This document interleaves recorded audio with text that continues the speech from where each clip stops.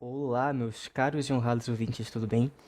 Sejam bem-vindos a uma nova playlist de um novo livro, que aos poucos vou trazendo, já que não é a prioridade de leitura, mas desde já eu vou começá-lo pelo menos, que se chama Atenção Pré-Menstrual e o Tempo para Mudanças, do autor Eliezer Bernstein. Como de costume, toda playlist eu tenho um vídeo de introdução, então esse é o vídeo de introdução. Bem, é um livro curto, tem apenas 140 páginas e vou ler aqui algumas informações que vem antes do capítulo 1, certo? Então, pela sinopse, qual é o que diz a sinopse? Diz assim: a mulher atual é ativa e ocupa um lugar de extrema importância no panorama econômico mundial. Essa mudança no papel da mulher na sociedade de um século para cá não se fez, contudo, sem ônus.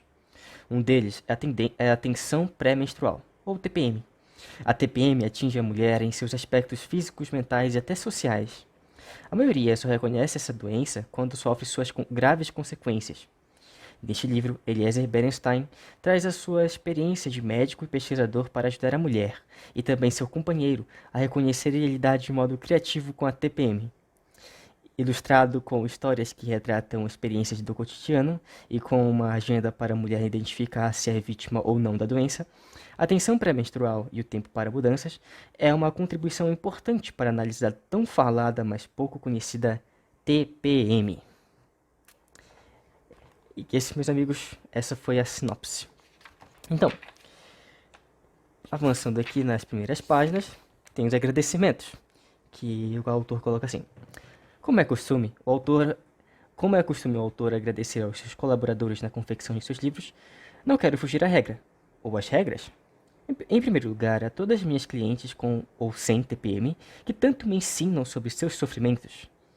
Aos colegas que estudam e publicam trabalhos científicos sobre o assunto, e que, apesar de não estarem citados nominalmente neste livro, são seus coautores. A minha família, por compreender tantas ausências que estão aqui presentes. Prefácio. Poucas são as obras que surgem nos momentos mais adequados, às vezes por não estar ainda o autor suficientemente amadurecido. Em outras ocasiões, porque o público ao qual o texto se destina não tem grande interesse pelo tema. Nesse sentido, o livro que o leitor tem nas mãos é uma agradável exceção. Em primeiro lugar, porque o autor vem, já há muitos anos, se preocupando e estudando com afinco o assunto, sendo até inúmeras vezes chamado pelos coordenadores de vários cursos para falar sobre ele. Por isso mesmo, amadureceu bastante suas posições e opiniões, discursando com maturidade peculiar aos profissionais interessados, e conscientes e conhecedores. Além disso, é sem dúvida oportuno um livro sobre a tensão pré-menstrual, tendo-se em vista as preocupações que os profissionais e o público leigo vêm dedicando a essa delicada síndrome. Vista até pouco tempo atrás como uma curiosidade, a síndrome da tensão pré-menstrual vem ganhando cada vez mais relevância na medida em que mais e mais mulheres conquistam espaço no mercado de trabalho que, infelizmente, ainda lhes é, ao menos até certo ponto, hostil. Assim, as mudanças de humor que costumam acompanhar esse quadro clínico tornam difícil para suas portadoras a manutenção de um ritmo de produção constante, além de interferir fortemente em seus relacionamentos pessoais, familiares e profissionais. Este não é, como os leitores rapidamente perceberão, um livro exclusivamente técnico, embora as descrições e ponderações sejam indiscutivelmente corretas do ponto de vista científico. O autor versa o tema de maneira extremamente leve e até mesmo com bastante graça, o que torna o texto de muito prazerosa leitura. Mesmo estando recheado de histórias curiosas e, sob um ponto de vista isento, engraçadas, o livro consegue transmitir conhecimentos em grau adequado e linguagem facilmente compreensível sobre o complicado mecanismo gerador da tensão pré-menstrual. O autor produziu como poucos autores que versam temas científicos para o público em geral conseguem.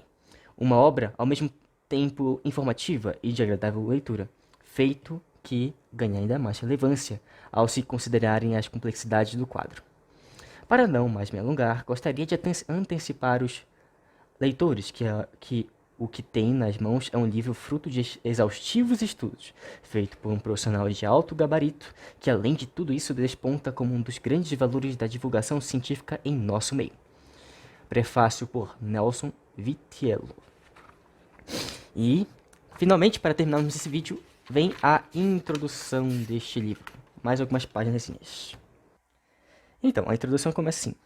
O nosso século caracteriza-se pelas mais importantes mudanças que a humanidade já viu. Em todas as áreas do conhecimento humano, conseguimos evoluir, dar passos gigantescos, mas não há dúvidas de que uma das mais significativas mudanças dos últimos 100 anos aconteceu no lado feminino do mundo. Até o século XIX, a maioria das mulheres era considerada inferior e submissa ao homem, sem trabalho e reclusa ao lar. Nesses velhos tempos, elas menstruavam pela primeira vez aos 17 anos. Neste século, as mulheres mudaram sua forma de pensar, agir, cuidar da saúde, envelhecer e morrer. Esse processo de transformação da mulher e de sua feminilidade está ocorrendo muito rapidamente nos campos social e psicológico. E tem repercussões também no físico da mulher, onde essas mudanças são tão ou mais rápidas. Hoje elas são mais ativas, independentes e empreendedoras. Ocupam um lugar em casa e na sociedade, assim como no mercado de trabalho. Mas também menstruam em média aos 12 anos, 5 anos a menos do que no século passado. E a cada geração, a primeira menstruação ocorre 10 meses mais cedo. Por que isso acontece? Quais são as consequências disso? Bem, para quem não tá entendendo, uma pausa, sabe? Rapidinho, um comentário. Quem não tá entendendo aqui nesse vídeo porque eu estou tão exaltado, é porque no nosso servidor, que tem aqui no link na descrição, já comentei sobre esse assunto do fato da menstruação da mulher estar, né, ficando cada vez mais precoce. E por isso que eu estou ficando feliz, porque eu vou ter muito mais embasamento sobre o que eu digo. Mas enfim, retomando. As mulheres menstruam mais cedo e, como toda a humanidade, também têm uma expectativa de vida muito maior neste século. Para o sexo feminino, a expectativa de vida subiu de aproximadamente 45 a 50 anos nos séculos anteriores para 75 anos no século XX. E, se ela vive 75 anos, 25 desses belos anos ela viverá após a menopausa, ou última menstruação, que ocorre entre 45 a 50 anos. A mulher contemporânea vive um terço de sua vida após a última menstruação. As mulheres, ainda no século passado, tinham em média 6 filhos, amamentavam durante 2 anos e a cada gravidez, e neste período não menstruavam. Dos 20 aos 40 anos passavam 17 anos entre a gravidez e a amamentação, e só menstruavam nestes 20 anos por 3 anos. Você já pensou nas vantagens e as consequências disso? É claro que a evolução da humanidade não deixou a medicina de fora. Homens e mulheres dos anos 90 dispõem da mais alta tecnologia de diagnósticos e tratamentos em todas as especialidades, inclusive na ginecologia. Lembrando que esse livro, ele é da década de 90, tá, gente? Mas muito interessante, mesmo assim. Hoje, o ginecologista utiliza aparelhos sofisticados como ultrassom, ressonância magnética, radiógrafo, tomografia computadorizada e modernas técnicas de laboratório para verificar dosagens hormonais, que vasculham o corpo feminino detectando precocemente suas doenças. O parto, fenômeno pelo qual a natureza deu à mulher a capacidade de se reproduzir, era antigamente um ato de heroísmo solitário, acompanhado por curiosas ou parteiros agressivos. Às vezes na própria casa da parturiente e com poucos recursos. Hoje tornou-se um evento que pode ser acompanhado por sofisticados recursos tecnológicos. Em ambientes ultra estéreis e seguros, os parteiros e seus forceps na maleta já viraram personagens do passado. Atualmente, o parto feito em casa é raro no nosso meio. E o médico do futuro vai atender a mulher de forma cada vez mais integral, levando em consideração não só o corpo, mas também a mente e o meio social em que ela vive. Mas a verdade é que toda essa tecnologia ao alcance de nossas mãos não conseguiu até agora resolver uma das mais desconfortáveis realidades da mulher: as perturbações do período pré-menstrual. Apesar de todos os avanços da medicina, por que a mulher ainda sofre com seu ciclo menstrual? Há pelo menos 60 anos, uma das complicações mais desagradáveis desse período foi diagnosticada como doença, e ela tem o nome de tensão pré-menstrual, ou TPM. A TPM atinge a mulher em seus aspectos físicos, mentais e até sociais. Mas mesmo assim, pesquisas e estudos mais aprofundados só trouxeram à tona incógnitas e desafios que a medicina do século passado ignorava, e a atual ainda não conseguiu solucionar com um tratamento definitivo. A tensão pré-menstrual é um modelo típico de doença sociopsicossomática. Sócio porque traz consequências para a mulher na sociedade, influindo na sua produtividade, no trabalho e no contato social. Psico, porque muitos de seus sintomas interferem na mente e nas emoções. E ainda somático, porque tudo isso tem relação com intensas alterações no corpo, ou seja, soma da mulher. Mais preocupante do que os vários campos de ação da TPM é o seu desconhecimento. A maioria das mulheres só reconhece a doença quando sofre as suas consequências mais desagradáveis. Em poucas palavras, depois de brigas conjugais, demissões do emprego ou até acidentes de trânsito, ela se pergunta: o que está acontecendo comigo? Esse livro pretende ajudar a mulher e também o seu companheiro a lidar com a TPM de forma criativa.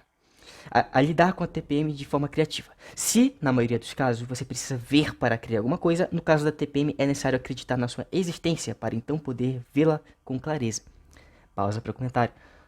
Olha só, 20 anos, 2 décadas de diferença mais ou menos, comparado com a data de publicação desse vídeo. Que interessante, não? Como era o estigma associado ao TPM naquela época.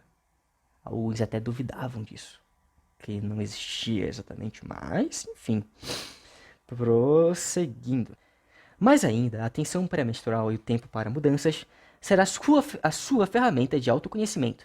Nele existem contos da vida cotidiana, inspirados nas histórias de mulheres e homens que convivem com a TPM. Eles pretendem mostrar as várias situações da doença em nossa sociedade. Os princípios objetivos deste livro são informar e desmistificar a TPM. A ideia é educar para conhecer e combater os efeitos de uma doença que já tem repercussões sérias na sociedade. Pausa para um adendo importante. Esse livro, ele é antigo. Esses termos poderiam ser aceitos naquele tempo, porém a TPM não é uma doença, tá bom? Embora o autor coloque assim, dessa forma. É uma síndrome. É um conjunto de sintomas. Nada mais, tá bom? Não é uma doença. Voltando. O livro traz ainda uma agenda na qual você será a escritora, descrevendo a forma como sua TPM se manifesta. Isto porque cada mulher vivencia a tensão pré-menstrual de modo próprio e único, apesar de todas as semelhanças que a TPM tem com outras doenças. Se você construir atentamente a sua agenda de autoobservação, ela será base para o futuro tratamento que o seu médico definirá. Hoje, tornou-se imprescindível a cooperação do paciente no processo de cura. Quanto mais informação você tiver para dar ao médico, mais claro será o seu diagnóstico e mais rápido voltará o seu bem-estar. Mesmo porque a tensão pré-menstrual só pode ser bem reconhecida com um atento histórico da paciente. Apenas a conversa com o médico pode ajudar num perfeito diagnóstico da doença. Recursos tecnológicos, equipamentos sofisticados e exames de laboratório não conseguem detectar a tensão que a mulher enfrenta no período pré-menstrual. Este livro quer transmitir uma experiência de pelo menos 17 anos de consultório no contato diário com pacientes mulheres, com ou sem tensão pré-menstrual, e, a partir daí, ajudar médicos e pacientes a descobrir e tratar melhor essa doença. Ele não oferece uma receita de como curar-se de maneira simplista, mesmo porque esta cura depende não apenas de um tratamento médico, mas também de várias mudanças nos hábitos de vida. Mas é, se bem usado, uma importante ferramenta para o reconhecimento da TPM. O diagnóstico suspeitado pela mulher e confirmado pelo médico é meio caminho andado para a cura. A outra metade do caminho depende de mudanças sociais, que só podem ocorrer pela informação do que é a TPM. E foi para diminuir este desconhecimento que este livro nasceu. E é isso, gente. Acabou o vídeo de hoje. Eu pretendo trazer o primeiro capítulo, pelo menos, né, desse livro. Tem outros livros aqui para ler, trazer para o canal. Mas é isso. Esse foi o vídeo de introdução. Espero que vocês tenham gostado. Lembrando que é um livro mais antigo. Vou tentar fazer algumas adaptações. E é isso. Mas eu estou empolgado e parece ser legal. Não sei se saiu no áudio, mas acabou de cair um trovão. Um raio aqui perto. Enfim, até mais.